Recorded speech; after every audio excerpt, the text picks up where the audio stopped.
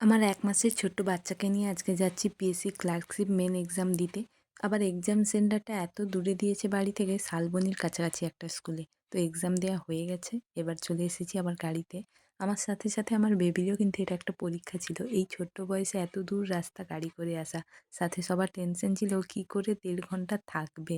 তো এই সময় আমার মা আর বর ওকে সামলেছে খুব ভালোভাবে। এবার রাস্তার দুধারে শালগাছ দেখাতে, দেখাতে শেয়ার করি আমার এক্সামটা কেমন হলো। প্রায় ২ মাস আগে তো প্রিলির রেজাল্ট এলো, জানতে পারি যে পাস করি। কিন্তু এবার এই ২ মাসে যে মেন্সের জন্য প্রিপারেশন নেব তা আর হলো না।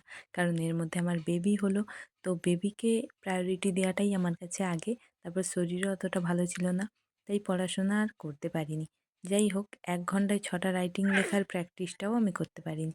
কিন্তু আজকে একদম হলেই আমি ১ ঘন্টায় ৬টা লেখার চেষ্টা করেছি অ্যান্ড আমি পেরেছি ৬টা লিখতে ১ ঘন্টায়। তবে পরীক্ষায় পাস আমি করতে পারব না। কারণ যারা পড়াশোনা করে লিখেছে তাদের লেখা তো আমার থেকে অনেক, অনেক গুণ ভালো হবে। যাই হোক মেন্স পরীক্ষা দেওয়ার একটা এক্সপেরিয়েন্স হলো এই আর কি। তো বাড়ি ফেরার সময় এনেছিলাম বিরিয়ানি। এবার এই সুন্দর বিরিয়ানিটা খেয়ে একটু মনের দুঃখ কম হলো।